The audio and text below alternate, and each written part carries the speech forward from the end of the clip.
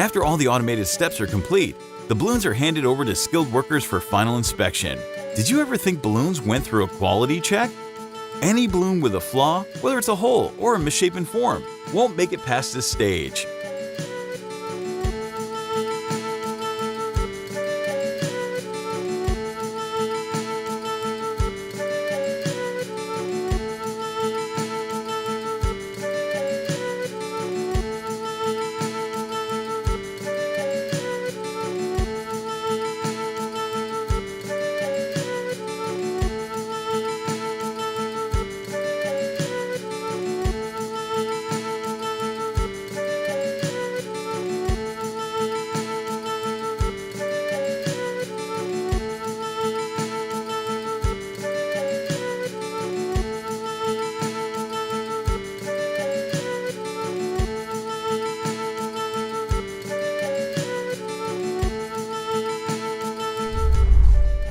After all these meticulous steps, the colorful balloons are ready to be packaged and shipped out.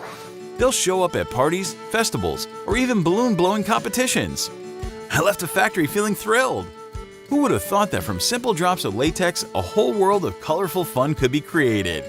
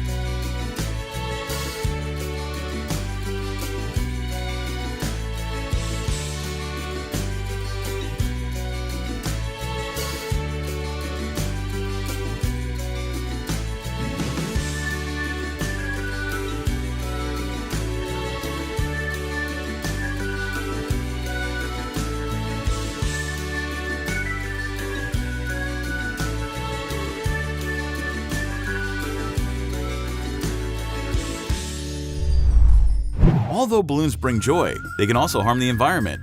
To reduce this impact, many companies have switched to producing balloons from biodegradable latex, which decomposes more quickly in nature. Releasing balloons outdoors is being restricted to prevent them from endangering wildlife.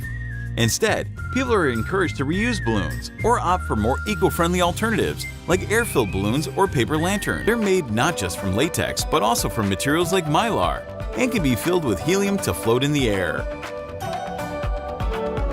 So, there you have it. From animal bladders to modern balloons floating in the sky, the history of balloons is a long, surprising, and fascinating story. Now let's dive into the balloon production process.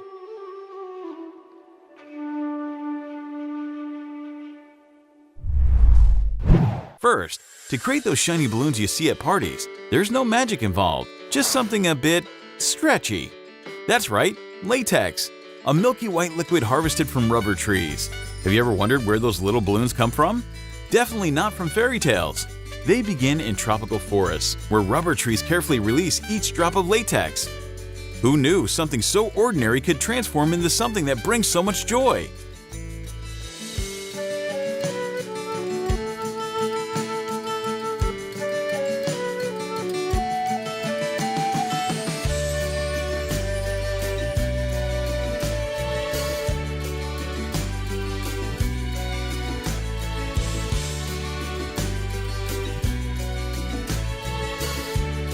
Discovery Challenge.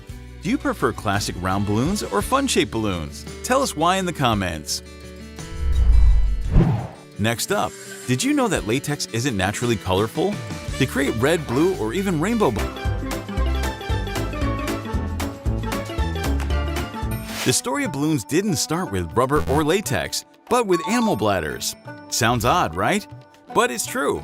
People long ago knew how to use pig or goat bladders, blowing them up to make toys. Imagine being a child in ancient times, playing not only with colorful balloons, but with a pig's bladder. It's not exactly thrilling, but that's how balloons began. Then, in 1824, a scientist, Michael Faraday, while experimenting with hydrogen gas, created the first modern balloons from rubber. Can you imagine what Faraday was thinking? He probably didn't expect these balloons to become so popular. A few years later, Thomas Hancock, a rubber manufacturer in England, came up with the idea to commercialize balloons.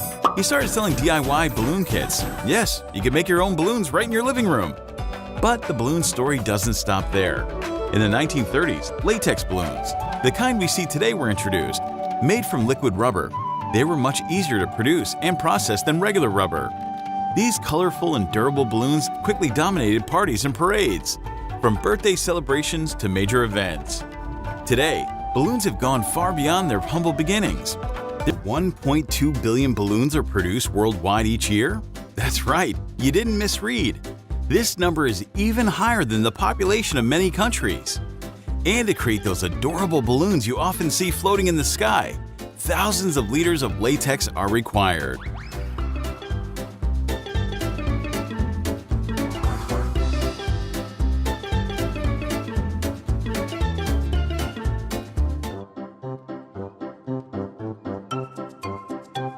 Today, we're embarking on a colorful journey where tiny drops of latex are transformed into vibrant balloons. Yes, today I'm taking you on a tour of a balloon factory. It may sound simple, but this process might just surprise you. Ready to dive in?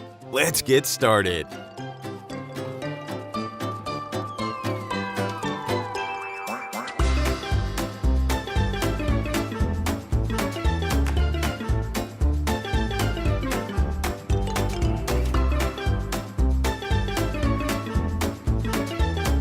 Balloons. A bit of magic.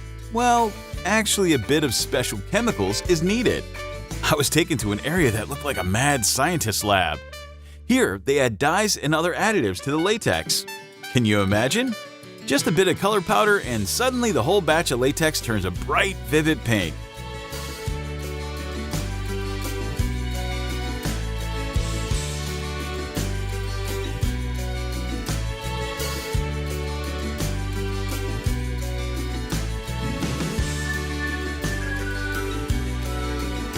Discovery Challenge. If you were designing your balloon, which feature would you focus on first? A. The color. B. The shape. C. The size. D. The material. Comment your choice below. Now it's time to shape them. Have you ever made cookies? If so, the balloon molding process might remind you of dipping cookies in icing. In a large room with hundreds of balloon molds hanging in the air, the dipping process begins. Metal molds, shaped like teardrops or circles, are dipped into colorful latex vats. As they're pulled out, a thin layer of latex clings to the molds, forming the initial shape of the balloon.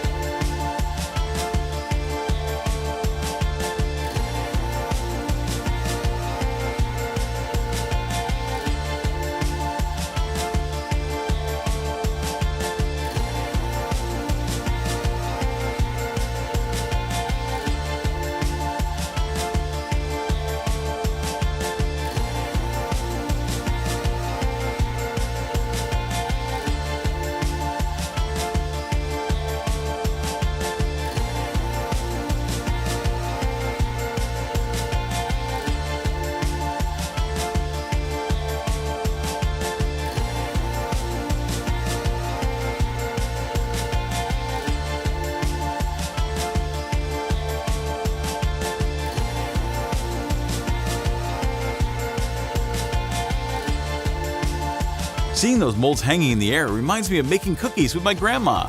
But instead of cookies, this time we're making balloons, each with a different shape and size. from small birthday balloons to giant balloons floating in the sky, making kids laugh with delight.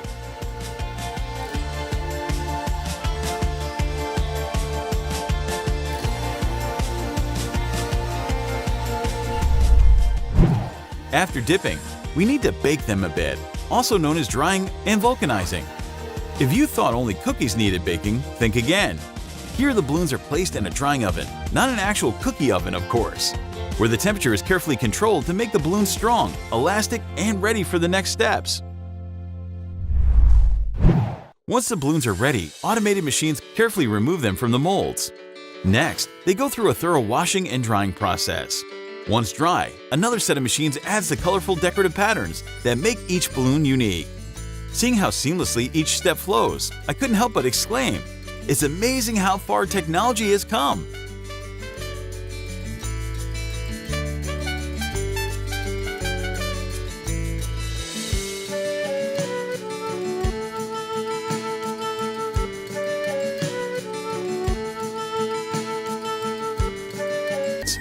These measures help protect the environment while still preserving the joy that balloons bring. Thank you for joining us in exploring the production process of balloons.